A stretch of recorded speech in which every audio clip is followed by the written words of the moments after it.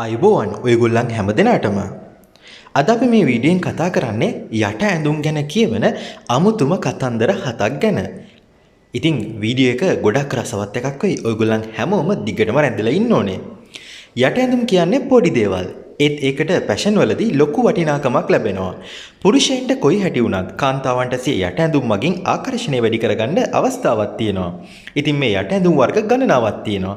අපි පුරුදු පුහුණු වෙලා ඉන්නේ වර්ග කීපයකට වුණත් මේ එක් වර්ගයක් ගැන දැනගත්තොත් අපිට ඒවා හරහා අපේ පෙනුම උපනම්වා ගන්නට පුළුවන්.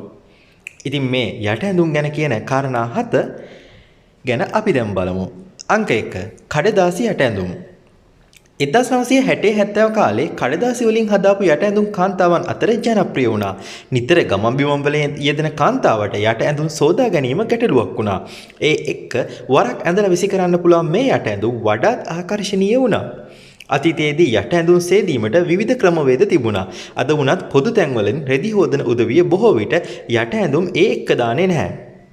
ලංකාවේ තරම් ජනප්‍රිය නැති වුණාට තවමත් අන්තර්ජාලයේ Amazon ආදී අඩවිවල මේ වරක් භාවිතා කර ඉවත දැමිය හැකි කඩදාසි යට ඇඳුම් තියෙනවා. අංක 2 ඩේවිඩ්ගේ හෙළුව වැසීම.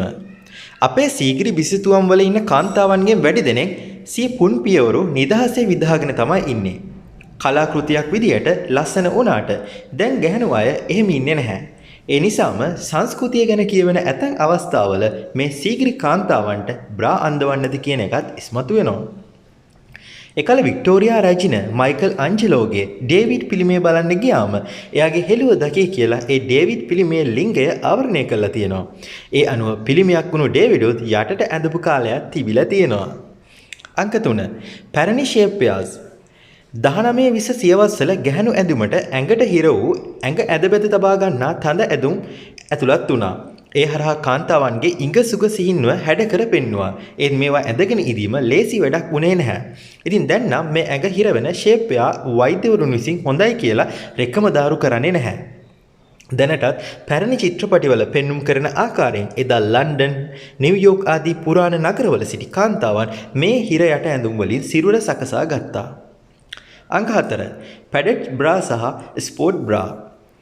බ්‍රා ගැන කියද්දී දැන් උත්සව අවස්ථා ආදියට අඳින්න පපුව විශාල කරන පැඩඩ් බ්‍රා තියෙනවා. මේවා මුලින්ම ඇවිත් තියෙන්නේ පපුව විශාලනය කරන යෙදුමක් විදිහට 1913 දී. දැනට තියෙන ස්පෝර්ට් බ්‍රා එක නම් මුලින්ම අස්සෙව පදින කාන්තාවන් පාවිච්චි කරලා තියෙනවා. ඉන්පසුව බයිසිකල් පැදීම, බාධක දිවීම ආදියටත් වෙනමම කොසෙට් එකක් පාවිච්චි කරලා තියෙනවා. ඒ පසු කාලයක ස්පෝර්ට් බ්‍රා බවට පරිවර්තනය වුණා. අංක 5 තොන්ග්ස්. තොන්ග්ස් මුලින්ම ආවේ පිරිමින්ටත් එක්ක. ලොස් ඇන්ජලිස් වල ඒ කාලේ පොදු ස්ථානවල නාන සෙල්ලම් කරද්දී හෙළුවෙන් නාන්න තහනම් වුණා. ඒ එක්ක පොඩියට අවශ්‍ය තැන විතරක් කවර් කරගන්න ගෑනු පිරිමි දෙපාර්ශ්වයටම මුලින්ම තොන් එක ආවා. දැන් නම් මේ තොන්ග්ස් වගේ යට ඇඳුම් විලිවසා ගැනීමේ කාර්යයට විතරක් නෙමෙයි ලිංගික කාර්යයේදී ඒ අවස්ථාවන් ලස්සන කරගන්නත් පාවිච්චි කරනවා. අංක 6 කීයක් විතර තියාගන්නවද? ලංකාවේ අපිට නම් යට ඇඳුම් තොග ගණන් තියාගන්න සිරිතක් නැහැ. කිහිපයක් තියාගෙන පට්ට ගහන එක තමයි බොහෝ විට වෙන්නේ. ඇමරිකාවේ නම් සාමාන්‍ය කාන්තාවක් යට ඇඳුම් 21ක් පමණ ස්ටොක් එකක් තියාගන්නවා. එයින් 10%ක් විතර කාන්තාවන් ළඟ යට ඇඳුම් කට්ටල 35ක් පමණ තියෙනවා. මේවා විවිධ වර්ගයෙන්, විවිධ වර්ණයන්ගෙන්, විවිධ අවස්ථාවන්ට ගැලපෙන්න තියෙනවා. සමහර විට ඍතු ભેදය නිසා ඒ ඍතු වලට අදාළවත් ඔවුන්ගේ යට ඇඳුම් කලෙක්ෂන් එක වැඩි වෙනවා ඇති. අංක 7 වැරදි සයිස් එක.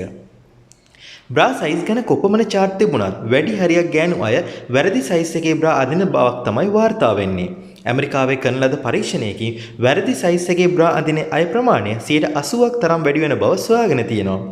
බ්‍රා එකකින් සිරුරට හොඳ පෙනුමක් ලැබෙනවා. ඒත් වැරදි සයිස් එකේ බ්‍රා එකක් පළදිනකොට ඒකෙන් අපේක්ෂා කරන ස්ථාවර පෙනුම අභියෝගයට ලක් වෙන බවක් තමයි පරීක්ෂකයින් කියන්නේ. යට ඇඳුම් නිෂ්පාදනය කියන්නේ බිලියන ගාණක් මුදල් හුවමාරු වෙන ව්‍යාපාරයක්. ලංකාවත් මේ යට ඇඳුම් සැලසුම් කිරීම සහ නිෂ්පාදනය කිරීම අතින් මූලික තැනක් ගත්ත රටක්.